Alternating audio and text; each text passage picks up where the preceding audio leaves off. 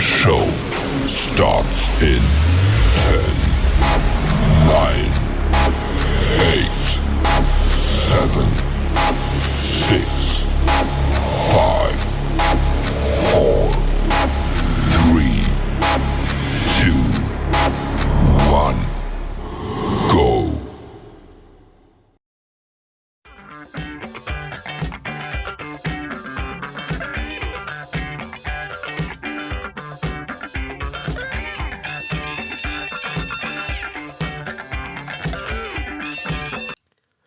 The following content contains adult language and humor that is not suitable for viewers under the age of 18. Viewer discretion is strongly advised. The views and opinions expressed during the following video content are those of the individual and may not reflect those of others. Thank you.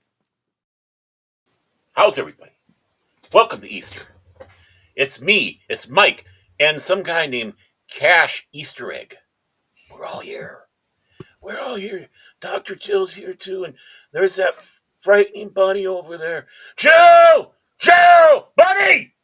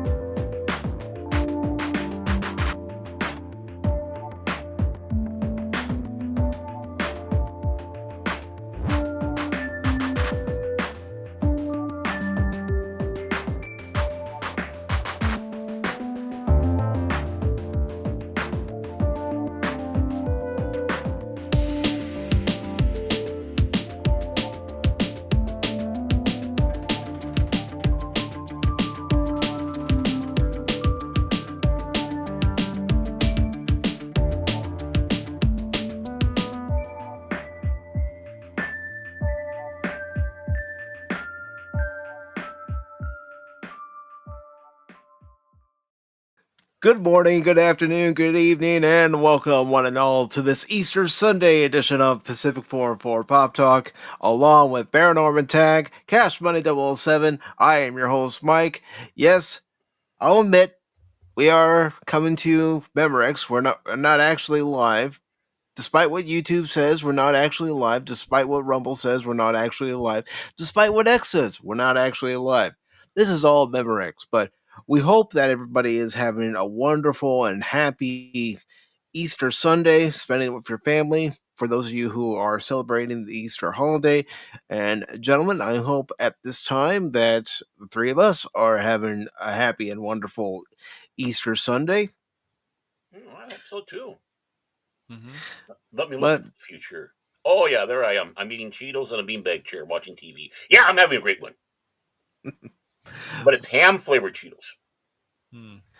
But even though it is Easter Sunday, and even though we are pre-recorded, we do have 4 articles that we want to discuss with you today. But before we get into those articles, gentlemen, how are you doing? I'm like that guy sitting in the chair as my martini is slowly getting blown back off the table and the big speakers in front of me. That's how Memorex I am right now. I am freaking fantastic. And of course, a little announcement coming up here about something that's being added to my channel, but that's going to be at the end of the show because, I'm that kind of guy. Mm-hmm. I mean, I'll do a titillating thing here. I'm titillating. What is titillating? I know you are. Titillating Tuesdays. Hello, Comic Relief Crusader. There we go. Oh, is that his? Okay. Mm-hmm. Sorry, Mike. Not you, Mike. The other Mike. I actually talked to him today, so. Nice. Very nice. Yeah. He's Canadian. Yes. I did not know that. Cash, are you Canadian? No, you're Californian like me, although I don't live in California anymore. Right. Yeah, the thing is Comic Relief Crusader is much more American than Cash is because he's in California, so. California Stan. So. Good old California Stan. I'm doing pretty good. I wasn't feeling good yesterday, but I'm doing better today. So. Good. So, are you guys ready to get into our first article here? Are you? Absolutely. I don't know what okay, band. what he says. I have to. I'm going off of what he.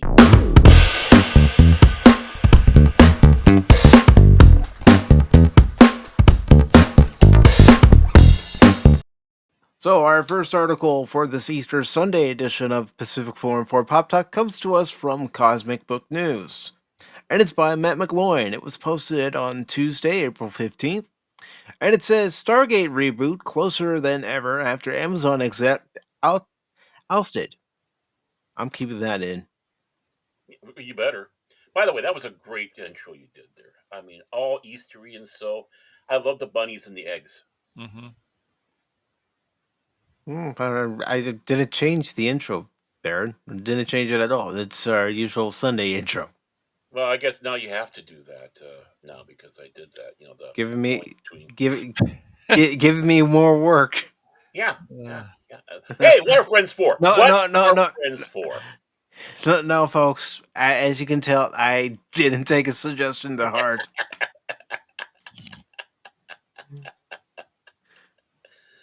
I tried. Honestly, I tried. Jill, I tried. So the article starts off by saying it sounds like a Stargate reboot or more of a revival, a continuation of the original is now closer than ever to happening at Amazon, reportedly due to the exit of Jennifer Salke, not to be confused with Jennifer Psaki, the former press secretary, Mm. who blocked its development and kept it from moving forward. Mm. Jennifer Salke recently stepped down as head of Amazon MGM Studios, though trade reports claim she was actually fired due to her handling of the James Bond franchise. Now comes the part where we throw our heads back and laugh. Ready? Her involvement in the Reigns of Power, oh gosh, I couldn't make it past 3 episodes of the first season She of should have that been show. fired for that. Yeah, that alone deserves a firing. Along with the major failure of Citadel, is also said to have contributed to her dismissal.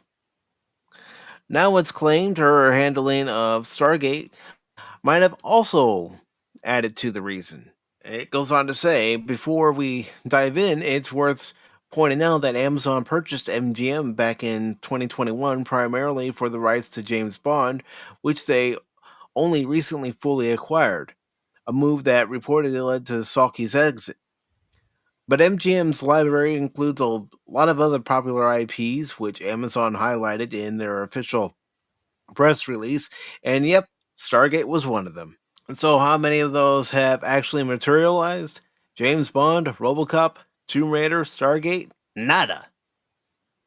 All under Saki's watch. Note, a recent report claims the Phoebe Waller-Bridge Tomb Raider series has been canceled. Likely no coincidence, following Saki's departure. Well, even that article we read a few weeks ago, it definitely didn't sound like that series was actually moving forward. Oh, hell no. Because Phoebe Waller-Bridge hadn't written anything for the show yet. And it goes on to say Amazon had the perfect Stargate setup and blew it. Now, let me set this up for you. This is Matt McGloin setting this up for all of us.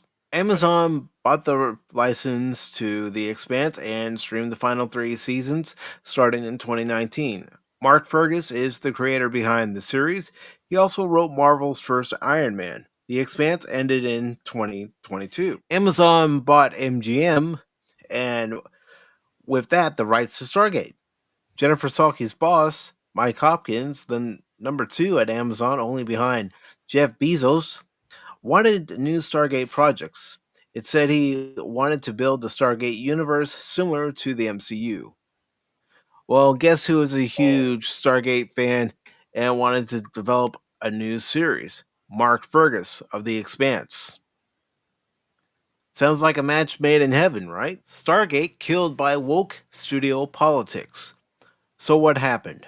According to YouTuber Tachyon Pulse, Jennifer Salke blocked the development of Stargate and put it on the back burner. Why? Because Salke wanted to focus on feminist projects with feminist creators developing them. Wait, hold on. If your boss is the number 2 guy working for Amazon, and that number 2 guy wants a Stargate series, don't you think it's wise to do what your boss wants you to do in that case? No. no, because he's being sexist. No, he's an S. Sexist, No. misogynist. Mm-hmm.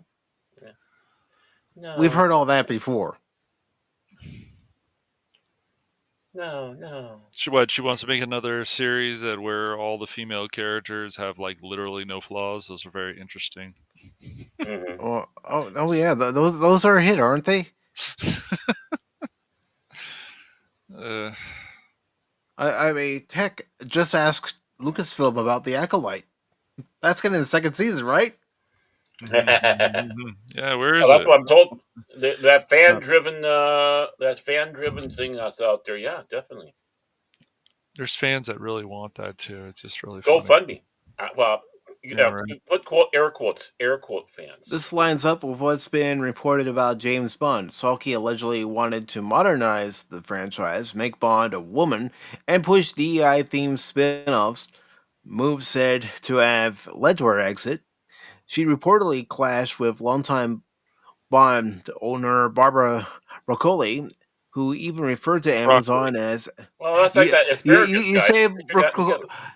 You say broccoli, I say broccoli. You say Oh tomato, boy, I say Baron, tomato. I'm telling you, Tomato, man. tomato, Boo!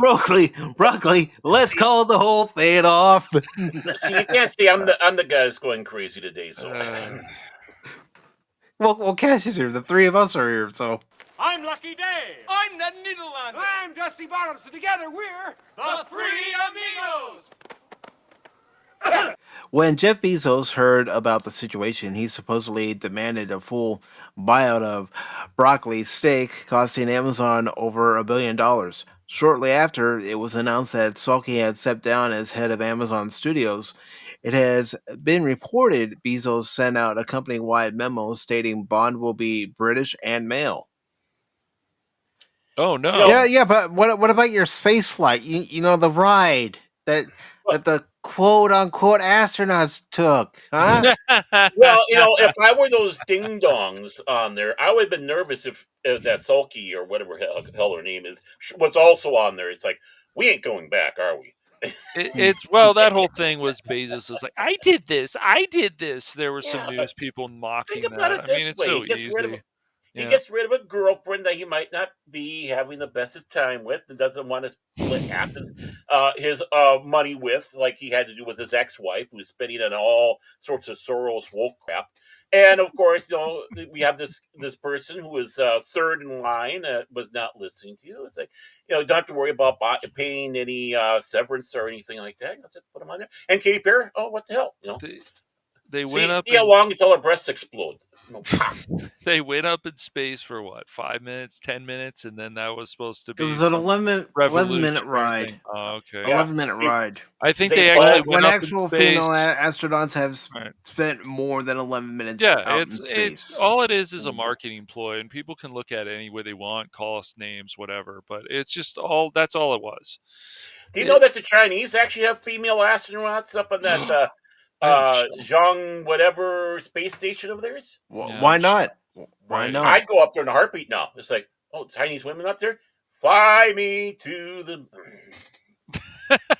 It's Easter, Baron. Contain yourself. I know. I should have saved that for Lunar New Year.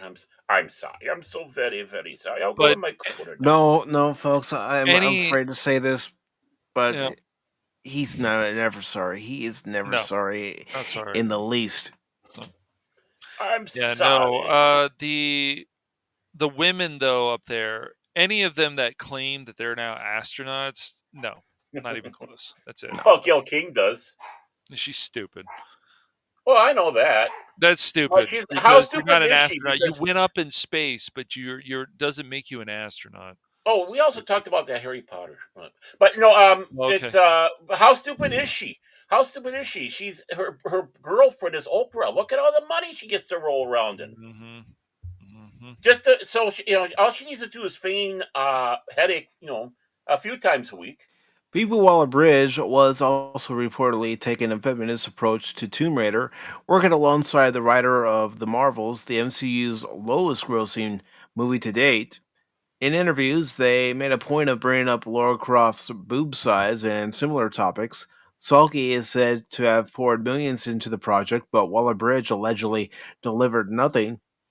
As a result, her Amazon deal has reportedly been downgraded, with no results from her time at the studio.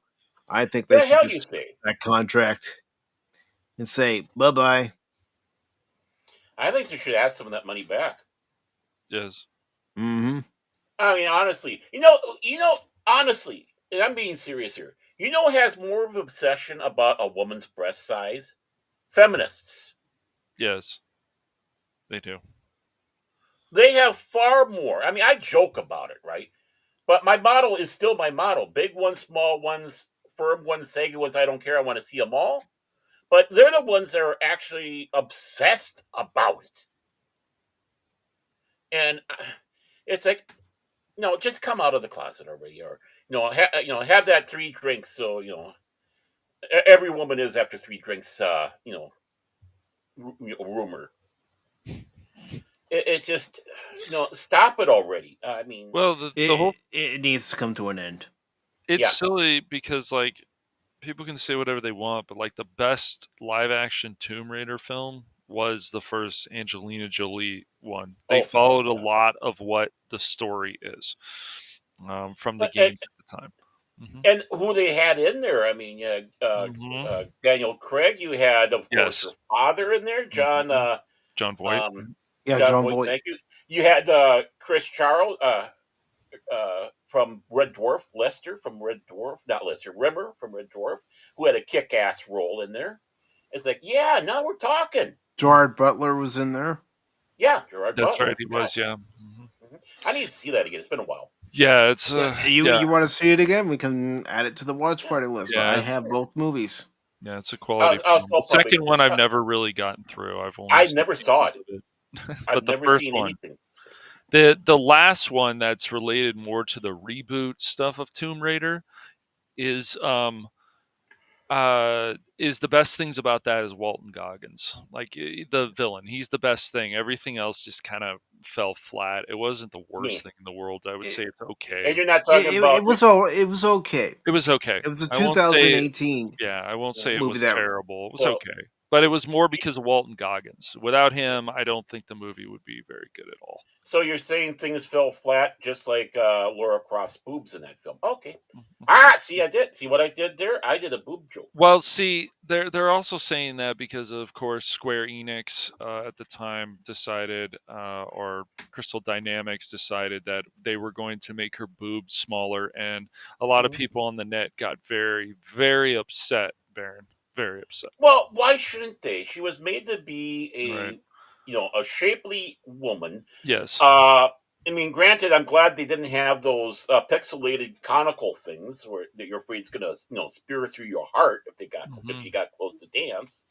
But Right. still, I mean, she's supposed to be good looking, Oh, busty, she's. whatever, right? I think the character model's still really good. It's just they Yeah. decided to make her boobs smaller, and it got a lot of people on the net very upset. Well, So because again, it's maybe. that thing where Hmm. they sit back and belittling, Hmm. Hmm. especially Right. men like Mariah Candy's just like women, Yeah. okay? And a lot of people have been longtime Laura Craft fans, and again, it's like, Yeah. oh, you're coming in and you're destroying stuff that I enjoyed because you're obsessed with boobs. Right. Right. You're obsessed with making them smaller. You're obsessed with the censorship that's not necessary. You're obsessed with this. You're obsessed with Mhm. that. It's just like when they said, "Oh, well, these girls are too young and they wear this." It's like, do you see what people wear nowadays? And Oh that, God, I mean, come on, dude. I saw some of the wackiest stuff even at Coachella. I was like, what the fuck are these people wearing? yeah, I mean, Bernie Sanders wearing that "Ain't Gonna Lick Itself" T-shirt. I mean, that was amazing. And getting back to this article, it says what's next for Stargate. With Jennifer Salke now out at Amazon, hopes are high that a Stargate revival will finally move forward. As noted by the YouTuber Mark Fergus, the schedule appears to be open, so it's expected that Mike Hopkins may push the project ahead. Fergus was reportedly developing a new Stargate series, not a movie, and with Saki gone, it now seems likely that MGM's dormant properties will finally see the light of day. You can only hope, and you can only hope that when it does come, that it's actually good. Yeah, I hope. Yeah, well, it's just like it's good to know that there's some YouTubers out there that actually seem to have good information on things, on what's going Mhm. on with some of this stuff in the studios. That seems pretty concrete right there. Jennifer Sulky looks like a grown-up Ellie from The Last of Us. I'm talking about the actress. Does she? Yeah, I think that explains a lot right there. Okay, and the article finishes off by saying the press release from back in 2021 specifically mentioned MGM's 12 Angry Men, Basic Instinct, Creed, James Bond, Blonde, Moonstruck, Poltergeist, Raging Bull, RoboCop, and they had talked about doing a reboot of RoboCop again. Rocky, Ugh. Silence of the Lambs, Stargate, Thelma and Louise, Tomb Raider, The Magnificent Seven, The Pink Panther, The Thomas Crown Affair, and many other icons. You know, I think there should be a law that you're not allowed to do a reboot of a property if the other property was rebooted not too long ago, like RoboCop. You know, it's like RoboCop reboot hasn't been out long enough for you to consider another one. Well, it's just I don't know. I Just had do another this. video game. Well, I Yeah, think what they're trying to do is they're trying to erase that 2014 reboot out of people's minds, but some of us did see it, and some of us were pretty much bored to sleep watching it. Mm. I refuse to watch it. So yeah. I don't think I've ever really watched it. because It's at also that, PG-13 too, isn't it? I think it's I think Yes, PG-13 so. as yes, well. it's Yeah. PG-13. I mean, honestly, it needs. You know, RoboCop needs to have that over the top violence as part of what Mm-hmm. Verhoeven, yeah, Verhoeven was trying to get at. You know, making fun of the culture and such.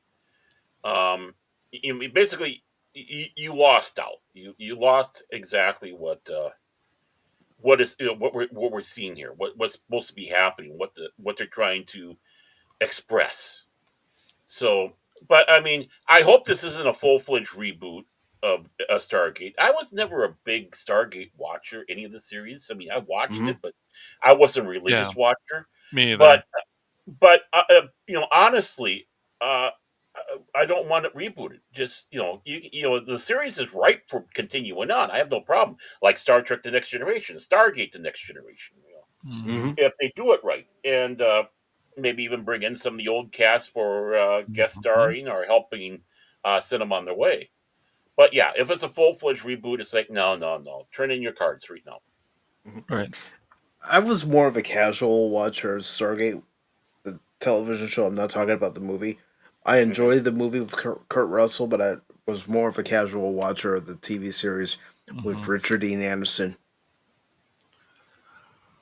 And what happens? James Spader works with William Shatner. Hmm.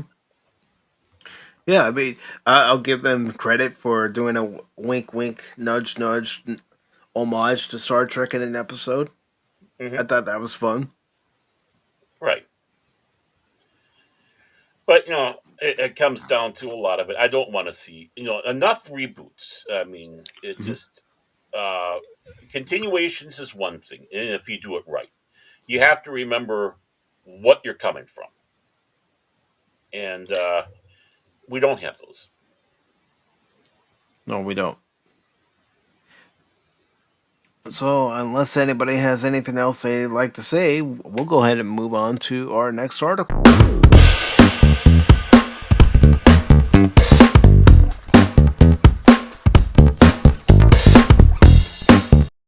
All right, we've got this article from That Park Place. It's by M. Montanaro, and it says Nintendo Switch 2 offers last gen power for next gen price. Experts compare Switch 2 power to PS4 despite 450 price tag, and that's $450. Damn, I was hoping it was pesos with the No, steal. it's dollars, Baron. It's dollars. See, see. Nintendo's next generation console, the Switch 2, is officially launching at a retail price of $449, just $50 shy of Sony's PlayStation 5.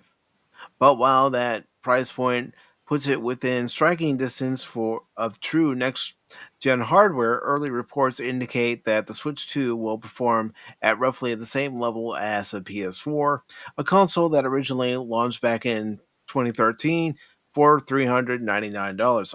Yes, I know. I got one of the launch ones. I Me still too. have it. Yes. And, and He stood in line for days. Had to I admit didn't that. I didn't I didn't I didn't stand. stand in line. I pre-ordered it on Yep. Amazon. I just Mhm. picked it up at GameStop. Well, I'm trying to keep that Star Wars mystique, of Phantom Menace. We've been here for a month.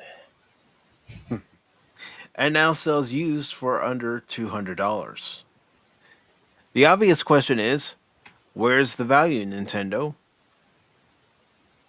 That Mhm. question is becoming harder to answer, especially for families and longtime fans, hoping Nintendo would continue its trend of affordable, accessible gaming. Instead, what consumers are being offered is a premium price system with a dated power ceiling, albeit wrapped in portability and Nintendo's ever iconic IP catalog. The performance comparison is stark. A PS5 includes a solid state drive for near instant loading, 4K resolution, ray tracing, and full third party support for blockbuster games. Meanwhile, the Switch 2 is expected to top out somewhere near PS4 Pro territory, offering improved visuals and load times over its predecessor, but still falling well short of what modern hardware is capable of. But it's funny but I see the bias in this already. This Yeah, this guy's trying to say that how great the PS5 is. Yeah, where are all those great games, bro? Where are all those amazing this games? whole current console generation has been a dud. Where are all those great games? Yes, Mike found some. He upgraded because I don't know if you got a deal when you upgraded to your PS40 or PS5 or not, but you might. I don't know if you found it for a bit cheaper, but this already is just bias from this guy because for him to sit there and say how great the PS5 has been, no, the PS4 was way better. The lacking of games this generation, both on Xbox Series X and the PS5, are embarrassing, and there's still crazy fanboys that are trying to defend it, especially from Sony. Sure, there's stuff like Astrobot you can buy, Mike, and you could buy Rise of the Ronin, right? Which you did. Yeah, I Final did. Fantasy VII Bought it for Rebirth, but $39.99. right, Well, it's $40 plus with yeah. tax is what I So paid for you Rise of the Ronin. found a few games, but for this guy to say how amazing the PS5 is because of the so-called power, give me a break, dude. Power, power, power. And I hate to break it to some people, but this latest console generation has been a dud. There's not Yes. one game that has really defined this current generation No. as the be all game Nope. on either console. Nope. Nope. Even the last Halo game was like it's pretty fun, but it's nothing like Halo 1. It's nothing like Halo 2 that I finally have been playing. I don't know about Halo 4 and so on yet. I haven't gotten there yet, but no, there isn't really anything that goes where is the amazing stuff on PS4. On the other hand, you can find stuff that say, "Wow, this is a really good reason to buy this console." But on PS5, what are the best reasons? Okay, Demon Souls Remake should come to PC, hasn't come to PC yet. You got stuff like Rise of the Ronin. Well, that's on PC now. Hmm. So, Final Fantasy VII Rebirth, that's on PC now. It took Yeah. some time, but it's still on there. How about Candy Crush? I don't No, know. Baron Candy Crush isn't on I there as don't far as I think so. know. Oh, okay. I just want to know. I mean, the PS4 had games like Until Dawn, Uncharted 4, which is now on PC, Persona 4, but that was also on PS3 and PS4. I mean, you can go down the list of how many games you can get. The Kingdom Hearts games, of course, remastered, but those are cool. Other stuff, God of War, the original, that was before, of course, it came to PC, but I don't know what people are talking about. Yeah, Astrobot is fun and it should come to PC, but where is the generational games that you go, my gosh, what a great, this is the reason to buy it. What, Spider Man 2? Come on. I mean, think about the games that defined certain console generations. Let's start Yes. with the NES and Mario Brothers. Super Mm-hmm. Mario Brothers Absolutely. defined that whole console generation. And Yes. then you go into the 16-bit era, you have Sonic the Hedgehog, and then for Super Nintendo, you have Donkey Kong Country, and you have Star Fox, just to name a couple of games on the Super Nintendo that helped define it. Yep. PlayStation, you had a near perfect translation of the Mortal Kombat games Yep. and other fighting games. Street Fighter Mm-hmm. over on that console. The Nintendo 64. Yep. Well, Mario 64. Yep. That defined that system. Yep. And then even they're talking about like the price tag of stuff. It's like, oh, but you were fine with the Sony games being $70 and the Xbox Series X games being $70, right? I mean, come on, dude. Like that's where it started. Like this is before the tariffs. This is before this. Prices were going up. Hmm. And what was the excuse from people? Oh, well, the COVID. That's what they'll also say too. COVID. The COVID is the reason that they couldn't bring out more of these games because that put them behind, Mike. And I know what Nintendo's VP has recently said. Nintendo of America's VP Bowser, and saying Mm-hmm. it's about the experience that you're getting with the game. That's why they're charging as much as $80 Yeah. for Super Mario Kart World. Mm-hmm. I've heard that, but Yeah. I don't know that for me it would be worth paying the $500 for another console on Yeah. launch day, It and all might I'm be. getting is a Yeah. digital copy of the game. Mm-hmm. I, I'm still in the mindset where I like to have the physical copy of games, movies, even CDs if I can find them. Yes. Yeah, I still want to buy physical copies. Like that Donkey Kong Bonanza game looks fun, but Yeah. it's just like, is it worth $70? I'm sure on eBay I can find it for cheaper. It's hard for me to justify any game that they say is $70. The base game, the only one I could maybe justify is Tears of the Kingdom. Maybe. So the article goes on to say what Nintendo appears to be selling instead is nostalgia, brand loyalty, and the idea of handheld console hybrid gaming. It's a model that worked wonders for the original Switch, which sold over 130 million units. But expectations have shifted, especially as software prices creep into uncharted territory. I wouldn't say it's necessarily uncharted territory. We've had games that were close to, or if not at, $100 before. Heck, Virtual Racing for the Genesis. That was $100 game That's because of the chip crazy. that was inside it. Star Fox wasn't a cheap game. Wasn't that $70 when it came out? I don't think so. I thought it was 60. I'd have to check. I'm not sure. I don't think I, it was I, I could though. have sworn when I went to Electronics Boutique, they had it for $70. It might have been, but I'm not sure about that. I think it was 60. First party Nintendo games on Switch 2 are now being priced at $70 and even $80 in some cases. Titles like Mario Kart World are listed for $80, while ports and re releases like The Legend of Zelda Breath of the Wild Switch 2 Edition are set at $70 without including the original DLC, which adds another $20 to the total. That puts the full price of a 2017 game at a staggering $90 on a 2025 console. And if I recall correctly, when we read that article, Bowser did say that if you have the original game, Yeah. then it would just cost you $10 to get the Mm-hmm. upgrade. It marks a return to a variable pricing, the variable pricing model that defined the cartridge eras of the NES, Super NES, and N64. Back then, games like Chrono Trigger and Street Fighter II carried higher prices due to larger ROM sizes or custom enhancement chips, which we had talked about.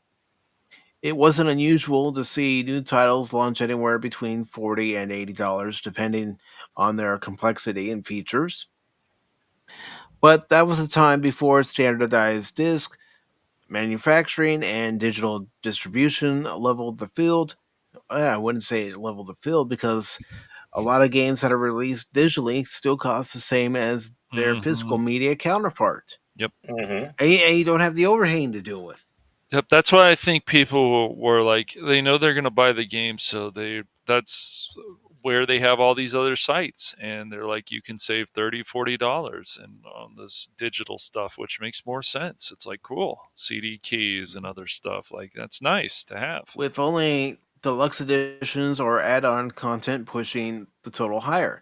Nintendo's return to variable pricing feels like a gamble, especially when paired with a console that doesn't match its competition in raw horsepower. In fairness, Nintendo is offering a $10 upgrade pass for players who already own Switch titles and want the Switch 2 versions, which we had already mentioned. But newcomers will face steep costs for ports of old games that, in many cases, are already available in cheaper form on the original system. It's been happening since the PS4 came out.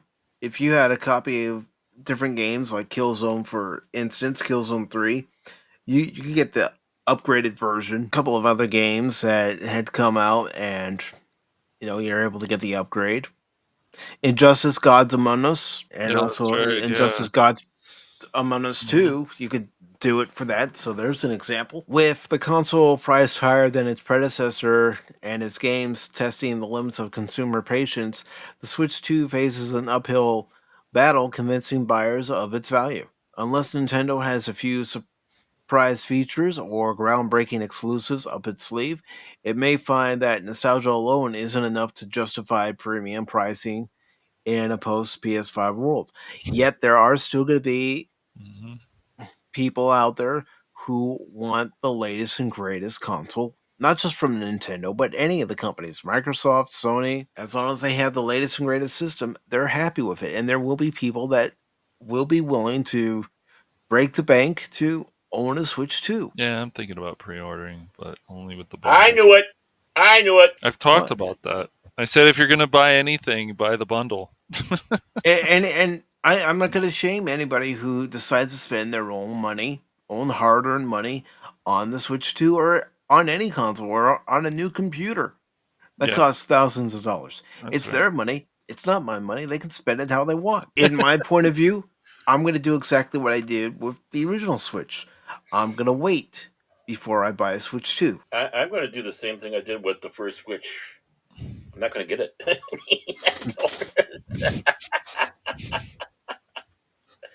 Well, I mean, yeah, I could see a point too, Darren. That, people are going to say, well, what about PCs, especially gaming PCs?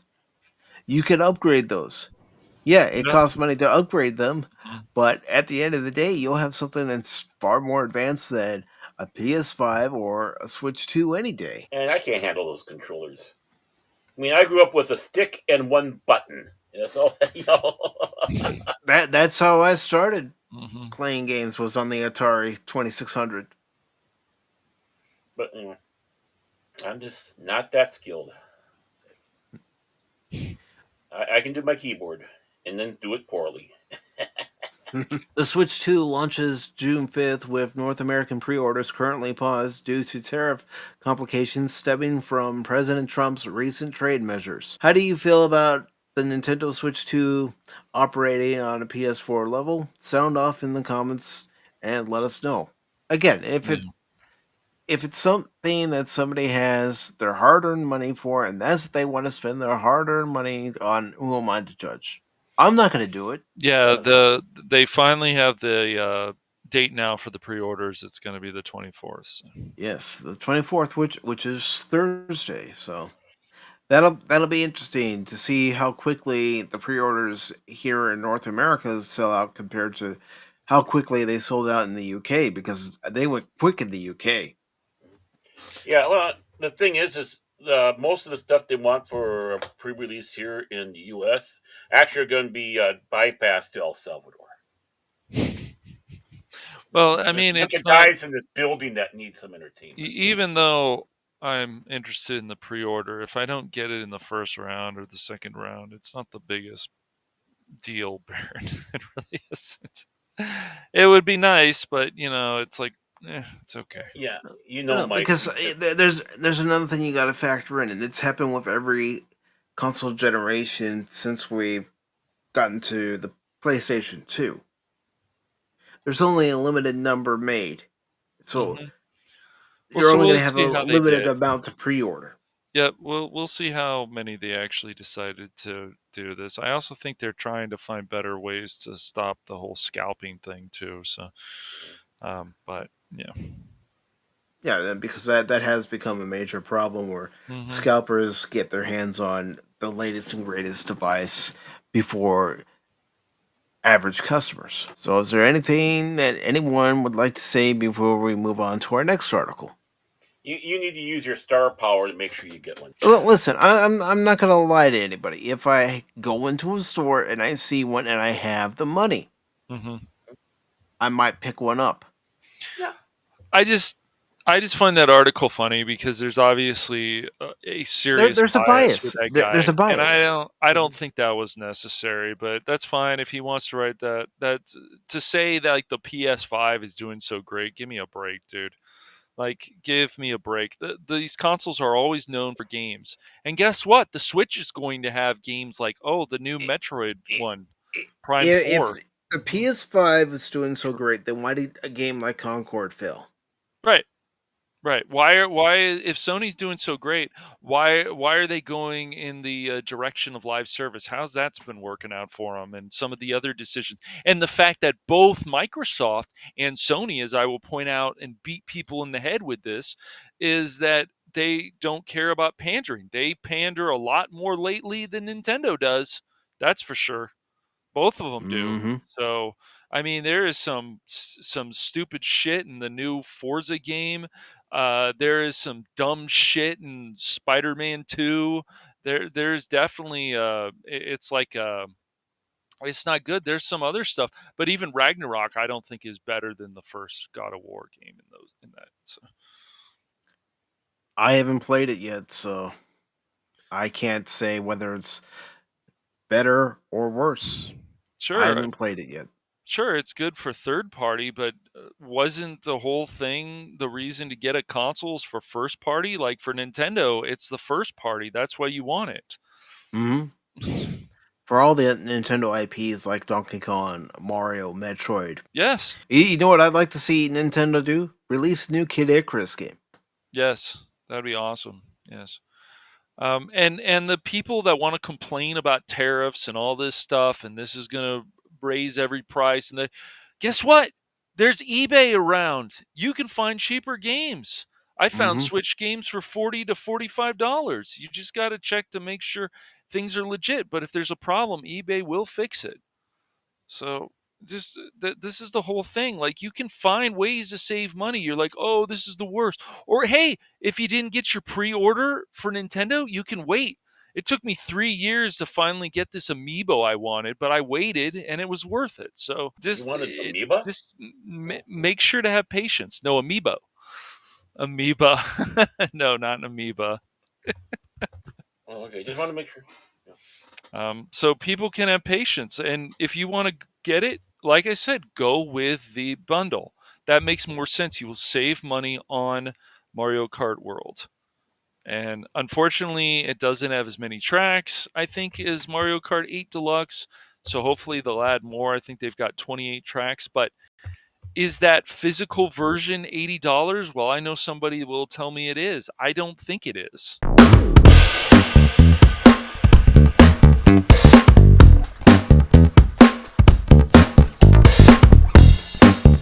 Okay, so we've got from Geek Tyrant. Yes. All right, so we got Ghost in the Shell creator weighs in on the bold new reboot anime. This was from 2 days ago. Joey Parr, I think his name is. There's a excuse me, there's a brand new Ghost in the Shell anime on the horizon, and it's shaping up to be one of the most visually distinct and creatively ambitious iterations we've seen yet. Ooh. Okay. Caught me Okay. intrigued. Yeah. Backed up by the animation house Science Saryu, or I think, yeah, okay, who is best known for Dana, Dana Dan and Scott Pilgrim Takes Off. This upcoming series marks a cool new chapter in Masamune Shirio's long-running cyberpunk saga, and now the original creator is offering thoughts on the project. With the Ghost in the Shell set to debut in 2026, Shiro shared a candid message with fans reflecting on the franchise evolution and what this latest anime signifies. Anime adaptation wise, why does he have to say wise? But anyways, this new Ghost in the Shell marks the fourth version following those of Ashi, Kamayama, and Kiji. Okay. Shinro began in a special comment tied to the release of the show's teaser. Alternatively, if we separate Ghost in the Shell and Innocence, categorize the SAC series into season 1 and 2, the Solid State Society, I see, that's what it's called, right? Or that's something else. Divide Arise into its own series along with the new movie and split SAC 2045 into season 1 and 2. This would be the 10th adaptation overall. Ghost in the Shell has had a pretty wild run, jumping between timelines, visual styles, and entire physiological tones. And this next one is full Philosophical. generation. Yeah, Philosophical tone. excuse me. Yes, philosophical tones. And this next one is a full generational shift, according to Shinro. Considering the shift in the production staff, one could even consider this first installment of second generation, he added. The original manga, I always say, I don't know if it's manga. I'm going to say manga. No, I think they say manga. I don't know. You hear both. You're not always sure. I'm going to say manga, I guess. It's quite old, so I ask for your understanding on the point. Sorry. That said, I sincerely hope this will once again be an enjoyable visual experience in some form. It's a refreshingly honest note, especially from a creator whose work helped define what cyberpunk meant in anime and beyond.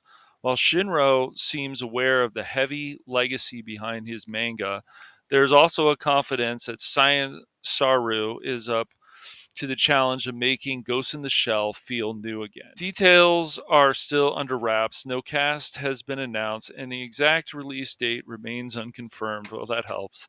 What we do know is that the new series is being helmed by the first-time director Moko Chan and Toya Injo on scripts of Shinyu Hana, handling both character designs and chief animation direction. Bandai Namco Filmworks, Kodansha, and Production IG are producing. From the brief footage we've seen, this might be the most manga faithful visual approach the franchise has attempted. That's a big deal for longtime fans who have been waiting to see a version that leans closer to Shinro's original tone and aesthetic, without sacrificing the forward-thinking edge that's always defined Ghost in the Shell. I've been a fan of this series ever since I watched the first anime film when I was in high school. Some of the other projects have been hit and miss over these years, but this one that I'm very much looking forward to. Any thoughts, gentlemen? No, I mean, I hope they do it right. That's Yeah. I mean, that's what I can say about anything nowadays. Please do it right. Yeah, please do it right. Yeah. Don't let it suck. Yeah. That's what I'm going to say. Don't let it Make suck. sure the physiological tones are good. Philosophical tones, excuse me. Yeah, philosophical tones are good. These things are important. So. Cash needs a course in philosophy, I guess. I guess so. No, he fits into Pop Talk perfectly. If the host can't pronounce certain words right, why should the co-host? No, well, you know.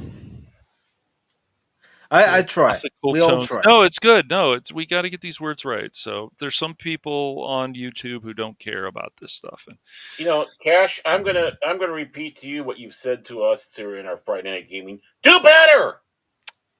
We sure, got to do better, guys. Come on, guys, better. that's Do right. better. That's why you go back and you pronounce it the right way, man. One of the reasons I was interested in this article is because I enjoyed that first Ghost in the Shell movie. Yeah, That was good one of the first anime movies I bought. Was Mhm. Ghost in the Shell. Anything else that you guys would like to add before we move on to the last article? move on for me. There's Philosophical nothing more I got to tones. say. Mhm. Besides, Cash is our anime boy here. So Mhm. Well, that's why I wanted to give him the article because I thought he would have a better chance of pronouncing the Japanese names than I would. I'm yeah, working Mr. on it. Vash, Mr. Vash, this There's a anime. lot of anime out there that can be really weird, stupid, and dumb, and have too much fan service. But there is still some really good stuff out there too. Oh, you mean One Piece? No, I'm kidding. I'm kidding. I'm I mean, kidding. I like One Piece. I still like Trigun better. But yeah, Of course you do. One Piece is cool. I just when it starts, there's a lot of screaming, and you're just like, why? Is it like Why? screaming? I still wanted to try to get Crit to watch Sword Art Online, but he just won't do it. So, Well, you can belittle them on Wednesday. I was gonna say you can talk to him about it on Wednesday during the show, yeah, and he'll give an explanation as to why he doesn't want to watch it. I know. Cash, will you please quit pushing it on me? You're Yeah, right. breaking.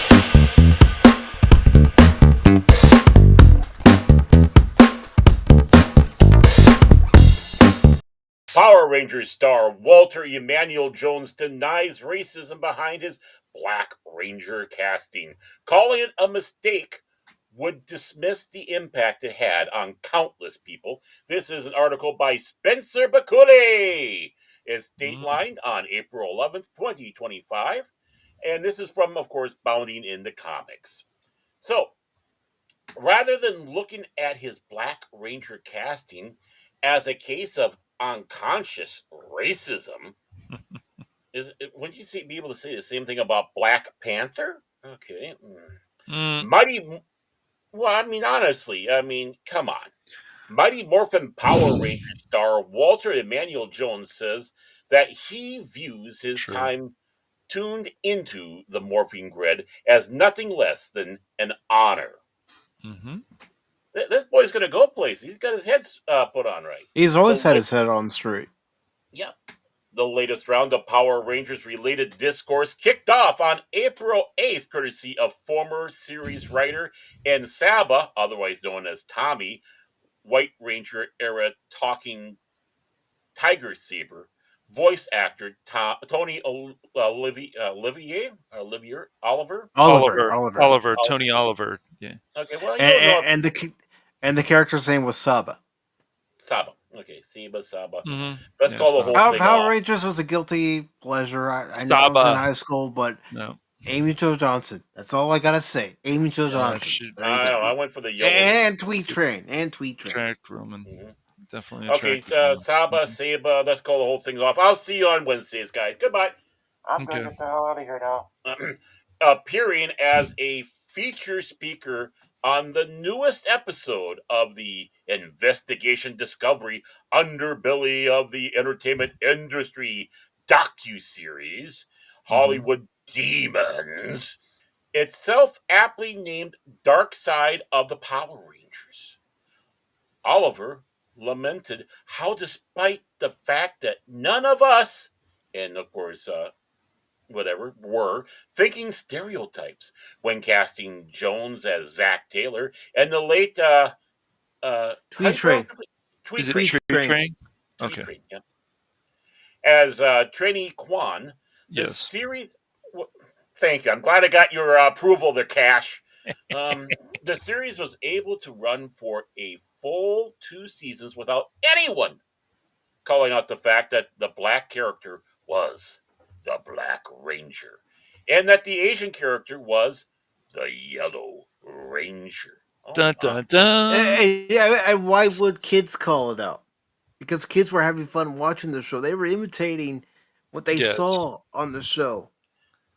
Because kids don't care. I mean, I'm No. today years old, sitting back going, "What? This is a thing? I never saw it." And again, when it comes right down to it, it's the racists that obsess more about race than us that get accused of it.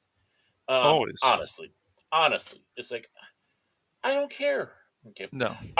My assistant pointed out in a meeting one day, said the Green Ranger's namesake of the moment. He realized the connection. It was a mistake. However, while Oliver seems to be fermenting in guilt over this casting decision, which, speaking frankly, every person who ever watched or even know of Mighty Morphin Power Rangers had long laughed off as one of those, oh, wow, how did no one catch that? Funny coincidence.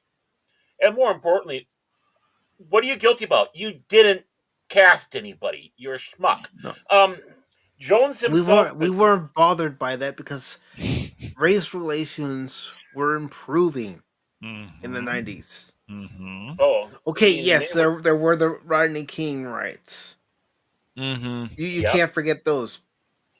Which we But learned later on that were fueled off of lies. mhm. Mm-hmm. Yeah, Rodney King didn't. Yeah, that's a whole nother story, but yeah. Yeah.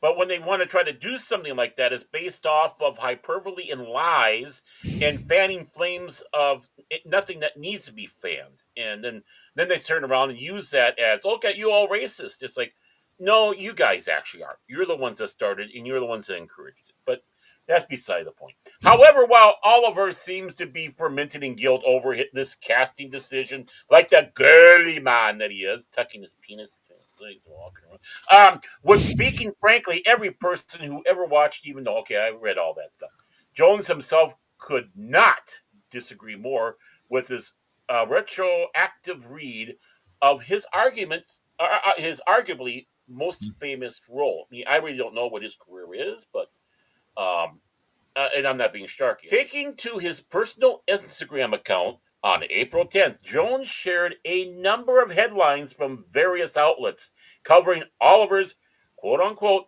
mistake admission and responded, incredible how many media outlets picked this up. However, while some choose to seek out the negative, I've always believed in focusing on the positive. And that's true. I've listened to Walter Emmanuel Jones in interviews, and he's a very positive person. He's very inspiring. He's a good I role model. Yeah, there we go. Mm-hmm. Boom. Yes. Sweet Trang was too. Rest her soul. I understand the impulse. I mean, honestly, going back to Tweet Twang, everyone's, especially after hearing Kelly Marie Tran or whatever the heck her name is, bitching and moaning about, Asian women and all that. Look at her. And look at the inspiration she was back in the 90s. Don't hand me that BS. She was still an inspiration because they centered the 30th anniversary special episode on Netflix around her character. Yeah. I gotta watch that So, sometime. shut the front door, you dingbat. I understand the impulse to address what might be seen as cultural insensitivity, but calling it a mistake would dismiss the impact it had on countless people around the world who found inspiration and representation in TV's first black superhero. I have to look into that a little bit more. Maybe he's referring to black superhero, in general for kids to look up to, and Yeah. Yeah, I'm just trying to remember when, like, Yeah, I think there might have been somebody Shockwave else or whatever, before him.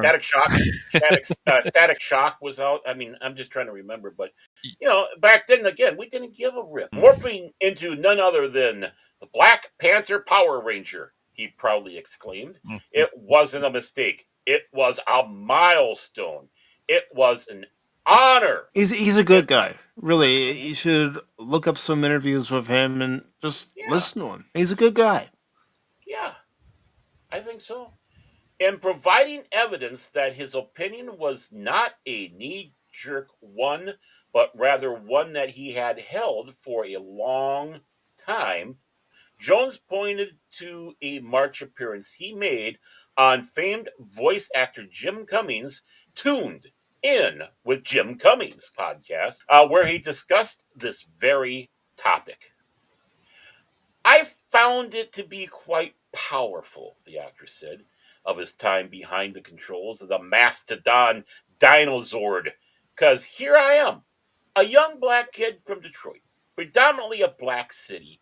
And the time that I grew up in was a time where there was James Brown saying loud, I'm black and I'm proud. Oh, yeah, woo! So it's like there was a shift from being ashamed of being black to people being very proud of being black. And growing up in a black city and then becoming a black superhero in a black suit, I was like, let's go. This is perfect for me, man.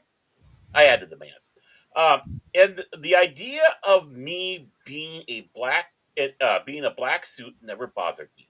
He added, in fact, I was happy about it.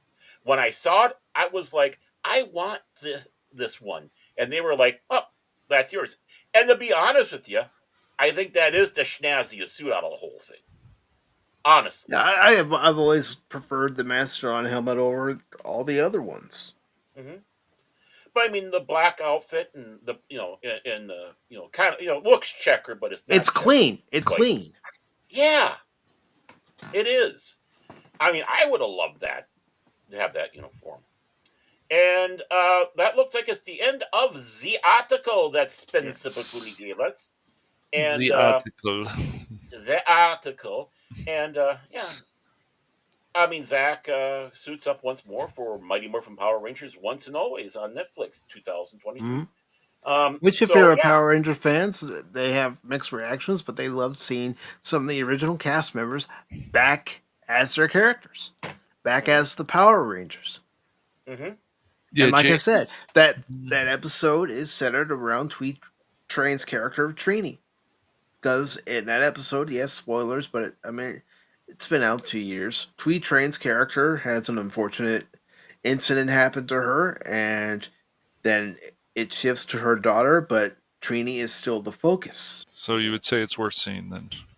Yeah, if you're a Power Rangers fan or you enjoyed watching the old Power Rangers show back in the 90s, yeah, go ahead and watch it. And you know what? He should be proud of being a Power Ranger, regardless of what color the suit was. Hmm. He was an inspiration for many kids growing up, a role model for many kids growing up. We can't say that about a lot of celebrities and characters today. Because one thing about Walter Emmanuel Jones, I've never heard about any disputes between him and anyone else that led to, legal battles. He was appreciative of what he had, and Hmm. back then, and appreciative of the fact that so many still know him and are fans of Yeah. his. Yeah, I mean, I imagine what it's like for these Power Ranger actors to go to a convention, just like Star Trek actors to go to a convention, or Star Wars actors to go to a convention, or any actor who's been part of a popular franchise to go to a convention and still have fans say, "You inspired me. Hmm. It's because of your character I was inspired." Having a bad day at school, I come home, turn on the TV, turn on Power Rangers for kids growing up in the 90s, and it brought a smile to their face because they saw their heroes and the messages that the kids were given. Be nice to others, do unto others as they would do to you. Just because Excuse someone else is an asshole to you doesn't mean you have to be an asshole back. excuse me, sir. Excuse me, sir. I have a question, sir. I have a question here. Okay, so the the show came from Japan, which of course Th- had yes. Japanese actors and an actress because uh so were they Yes, racist for Japanese? and some of the suits were sent over to Saban so they could use them for the series. Right. Should they not be called racist for putting an Asian man in a yellow suit then? And I think there's, and for people that don't know, because there's a lot they don't know about Power Rangers, but the Yellow Ranger in Japan was a guy. Yeah. They turned the guy. They did a race switch when it came over here, but of course nobody really knew that in the beginning because no one really knew about No, these guys. we didn't have the internet like we have Yeah. today, where we could have found out this information. It slowly came out. So I mean, I know I was being kind of facetious there, but it's like you realize that there's already an Asian guy in that suit already. So is that racist? No, it's not racist. I know exactly. It's people trying to start something when there's nothing to really start. Walter And Emmanuel how Jones is proud of the legacy he has left behind. And how dare you say it was a casting mistake? It wasn't your character. You were not in charge of it. And now you are going out there with that angst ridden wokey pokey stuff. And the guy that should be offended again is the white woman going out there. Shh, shh, shh. No, no, no. I'm here for you. I'll fight for you. And I'm your I'm here to be ally. your I'll ally. speak for you. Right. No, and he's sitting back going, bitch, please. I love it. I love what I was doing. I got the best costume, man. So You I know, mean, and it's a slap in the face Walter to him. Emmanuel This, Jones would be a great interview. but the thing is, it's an insult to him now Mm-hmm. because he never once went out there and complained about it or said it was a problem or how he was offended. He didn't do a John Bologna. Yeah, John Boyega and throwing the fans under the bus. No, Walter Emmanuel Jones is still appreciative of the fans. That's probably one of the reasons why he came back and did Power Rangers once and always. If anyone should be proud of the legacy that he left behind and the inspiration that he was to many kids, maybe even some adults, is Walter Emmanuel Jones. So before we wrap up this Easter Sunday edition of Pacific414 Pop Talk, is there anything either of you would like to promote? I'll start with Cash. Not yet. So But no Friday gaming yet? Come on, man. we'll I'm get thinking, it man. going. I I'm got an just itchy not. gunny fire. I got a trigger figure here. It's tricky. I Come know. on, man. I I know. gotta go do something. Come on, man. Come on, man. I'm addicted. You gave me the dime ball bag, man. Come on, man. Come on, man. I can't handle it no more, man. Come on, man. Joe, I did it again. Boom, boom. I broke Cash. Well, it was going to be one of us who ended up breaking him eventually. Oh man. Mhm. Yeah. No. Yeah. We'll work on it. I just don't want to give any definite stuff right now, guys. So just we still have to wait. Unfortunately, I'm gonna have to keep saying this on Cranky Old Fans. And that's okay. We're gonna have to wait for a few months, Baron, on that. So, but I think next week, Mike and I should probably talk about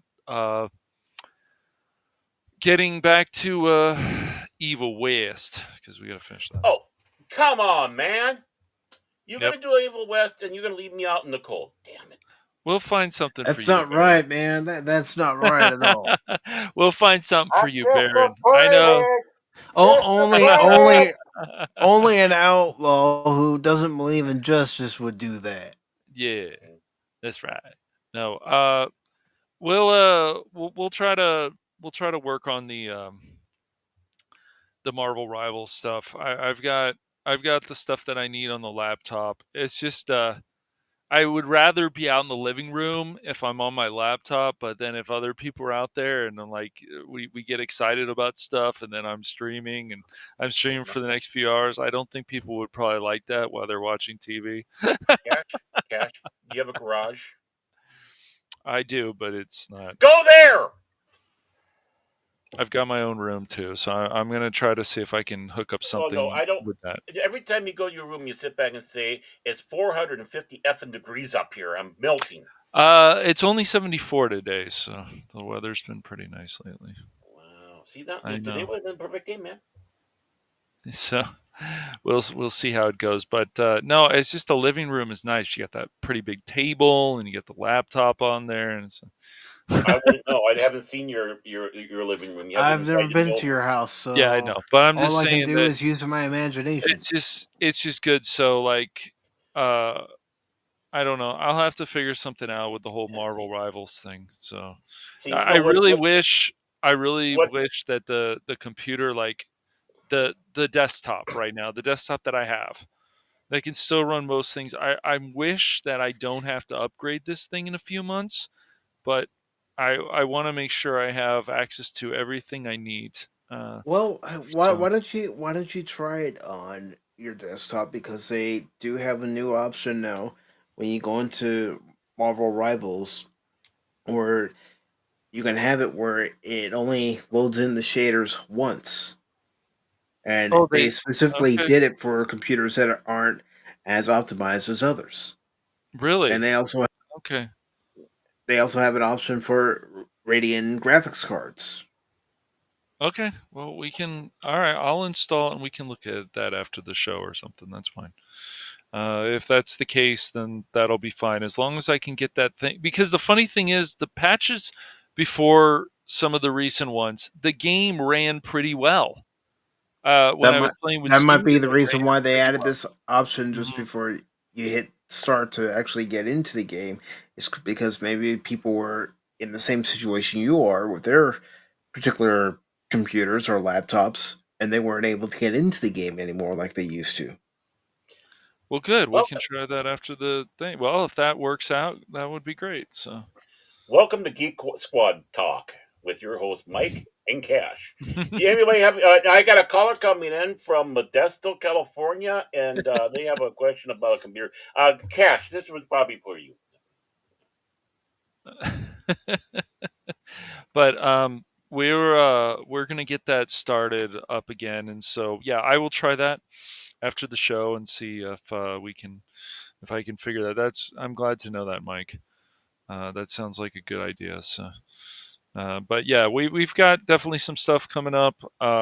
There's no problems with stuff like Evil West, which is nice. It runs well on this machine, so that's not going to be a problem. I wish Baron could play that with us, but he can't. So. Yeah, unfortunately, it's only a two-player game. So we'll make sure that we get him in for Marvel Rivals, and then maybe we'll ask you wrong or whatever, and some other Sh- people. We'll see. But should also try to ask Arwen. She's gotten into the game. oh, has Ooh, she? Oh, okay. Yes.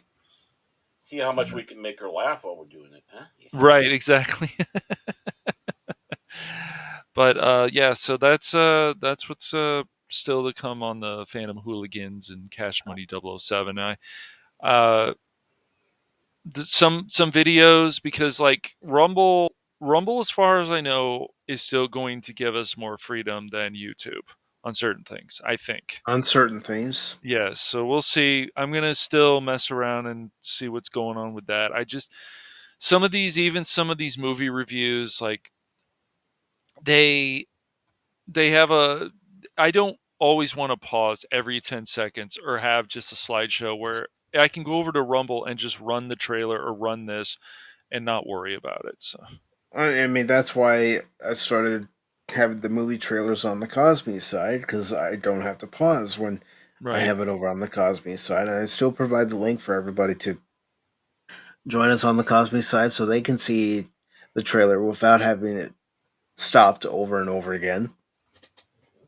Mhm. I'm still itching at the gun for playing the super secret game. Oh yeah. Yeah, That will happen. I am too. I am too. We were supposed to start it I in the new year. I really yeah, I really find it interesting that that game is so well optimized that even on a 1080 Ti it runs well. It blows my mind. But they have a different engine than Marvel Rivals and stuff, so they have their own. It's like they wanted to make sure, they're like, yeah, we know people have older computers and we want to make sure when you buy this game that this game is going to run well, and you're just like, wow, that's impressive. That is impressive. It shows that the developers cared. Yep, What Hmm. about the folks who aren't as fortunate to have the latest and greatest graphics card, the latest and greatest Intel chip, exactly. or AMD chip? Mhm. Yep. So yeah, we got some stuff coming up. I will after, like I said, after this I'll test out that Marvel Rivals stuff. So Okay, great. sounds good. All right, Baron, you're up Um, next. I almost forgot after just doing, being cruel to poor Cash. Ah, okay. So what were you thinking? Trying. Keyword is trying, Baron. Yeah, well, I got Orman, under your skin. goof. I got you. I got you under your skin, man. As it goes for me, I will be, of course, on Jace Fox's 540 studio on Thursday. Maybe Cash might be too. I don't know. But I'll be there. that is, again, with that being Jace Fox's 540 studio, the Beyond, he will be the host of it. And hopefully we'll see Prismatics again. He showed up last time. Hopefully Killsha Kejon will be there. Hopefully Tom the Techno Sapien Geek will be there. Maybe Whoopa Troopa, and Hoshi. I don't know. Of course, Cash and myself. That's anywhere between 6 and 6:30 Central Daylight Time. And the reason why I say that is, well, Jesus Norwegian. You never know when the show's actually going to start. That's the closest bullseye we had. So please join us over there at Jace Fox's 540 studio for the Beyond. Of course, I'm going to work hard, make sure that there is another episode of Da Comrade. You knew it was going to come along, and it has to be, because we have to make sure that we make Afghanistan great. And we don't have to worry about making it great again, because it always has been great. But I invite you all to watch our police program we have there of Contraband Police. Da. Contraband Police. And this is where I protect our great Afghanistan from the evils of our neighboring countries, and of course, you capitalist pig dogs. Making sure we keep your cheap alcohol out of the country and your cheap cigarettes. Making sure our vodka is pure and our cigarettes burn our lungs out with one puff. So please, join me over at Comrade Baron Omentag's channel, 5 o'clock Central Daylight Time. We like to call that capitalist pig time, but we don't say Central Daylight Time. Oh, please go over there and join us for that. That's when the episodes will drop, and you can see how well I protect border from these ne'er do wells. Da da. And there's going to be a new one too, and talked it over with the lads here. And I'm doing another game stream. I'm going to have that drop 3 o'clock Central Daylight Time on Baron Tag's Fandom Legacy. And that one is going to be Police Simulator, or as I call it Fuzz Police Simulation. So I'm trying to cops, fuzz. How that stuff goes. I'm trying to be witty. Please clap. Flatfoot. Yeah, there you go, Flatfoot. Please clap. Please clap.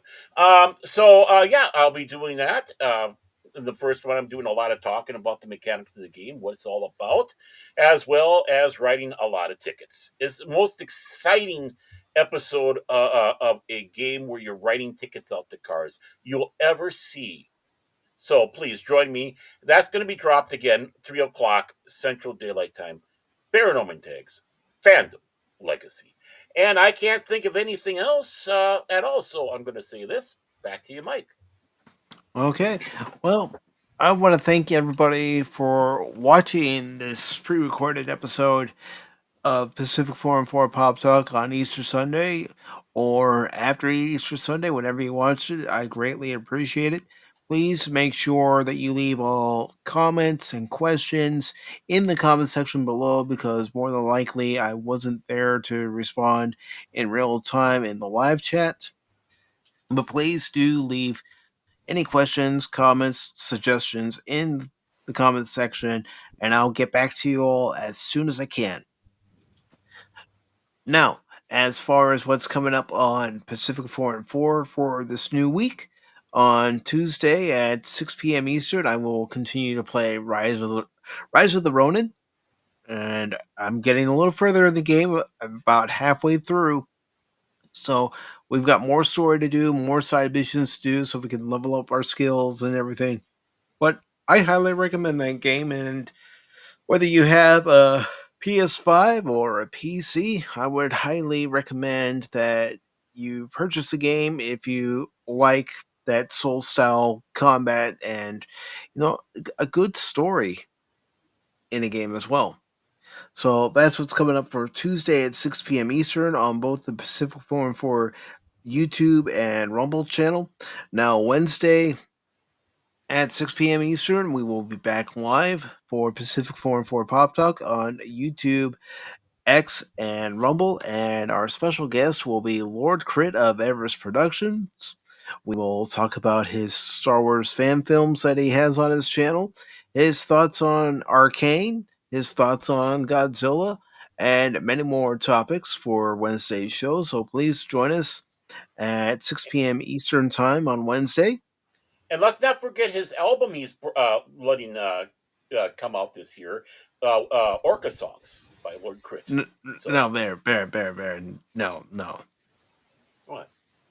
no. We're talking about his channel, what he's produced on his channel, his Star Wars related fan films, what he's also done for Batman the animated series, and I'm Batman. so it's could be a good conversation.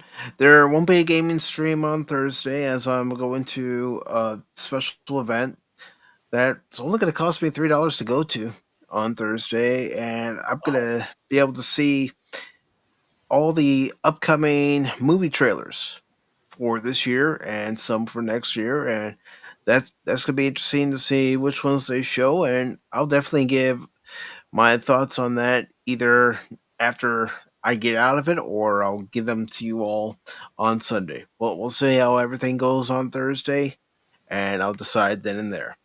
So But what you're doing is you're paying, in a sense, to go in to watch a bunch of commercials.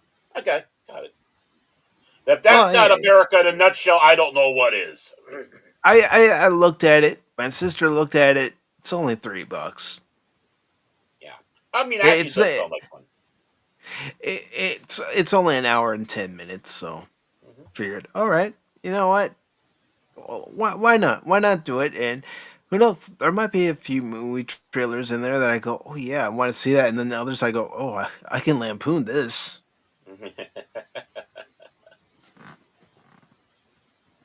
You know what would even make it better if they throw in some classic ones in between.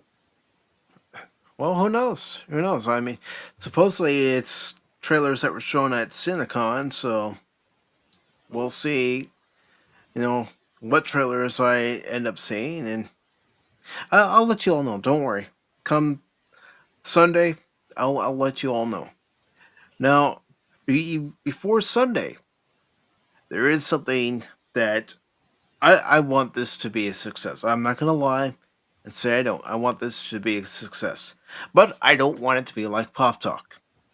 It's not supposed to be like Pop Talk because it isn't Pop Talk. Because Saturday at 8 p.m. Eastern Time, 7 p.m. Central Time will be the first inaugural episode of The Adventure Continues, a Star Trek discussion, and I will be joined by Baron Norman Tag, and we will be not only discussing a particular episode from the original series, but we'll be watching a particular episode of the original series. And it's not just any cut of this episode from the original series, it's the original cut of this particular episode. And this particular episode that we're going to be watching and discussing, and I invite all of you to watch and discuss with us in the chat as we're all watching this episode together. We're going to be watching the original cut of the second pilot called "Where No Man Has Gone Before," and you're gonna see things in this original cut that I know for Baron and myself. You're thinking to yourself, why did they keep that in there? Why didn't they keep it like this? Why didn't they keep it like that instead of what we actually did see when "Where No Man Has Gone Before" actually aired on NBC? Hmm. So I'm looking That's forward to episode number that. 3. It should Yeah, have been the first episode. I'm serious. It should have been yeah. Into the Man Trap. But I don't know, NBC. That's the NBC execs. They thought the first pilot was too cerebral. Yeah, the cage. But I mean, even where No Man's Gone before, they should have aired that one. Right away, the first one. Hmm. But I think it.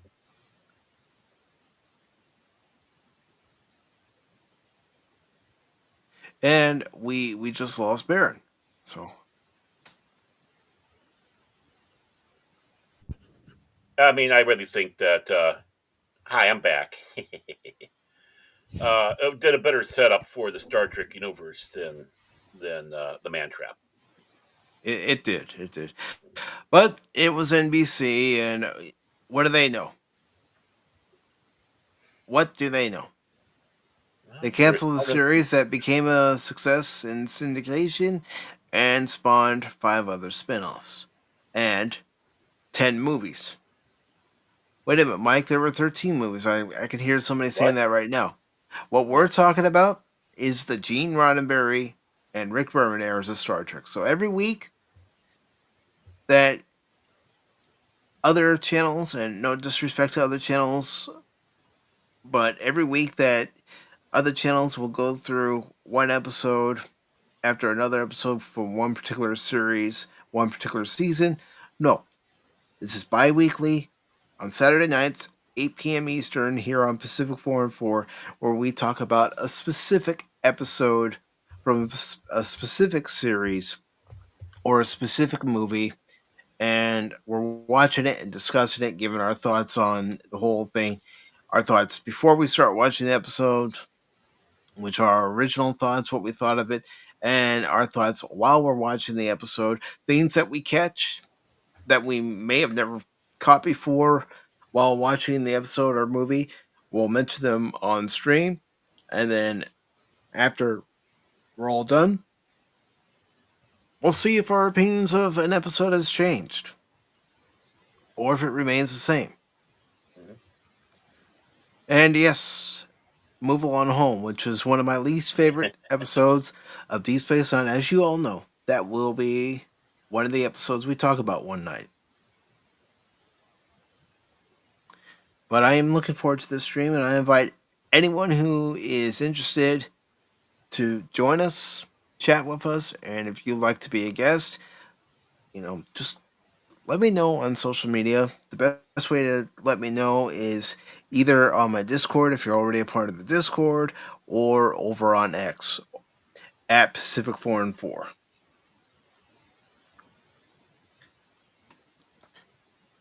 So that'll conclude this edition of Pacific414 Pop Talk for this Sunday. For Baron Orban Tag, Cash Money 007, I've been your host, Mike. Hope you all enjoyed this episode. And again, happy Easter to all of you who are celebrating. And have a happy week for all of you who are subscribers of the channel. Make sure that you subscribe to the Phantom Hooligans, which is Cash's channel, and also Baron Orban Tag's Phantom Legacy. Those links and all links will be posted in the description below, including the links to the articles. And until next time, everybody, always remember this here on Pacific414. Don't ever give up on me in a game, because just when you do, you might miss something. Take care, everyone. Happy Easter. Happy Easter. Autobots, transform and roll out!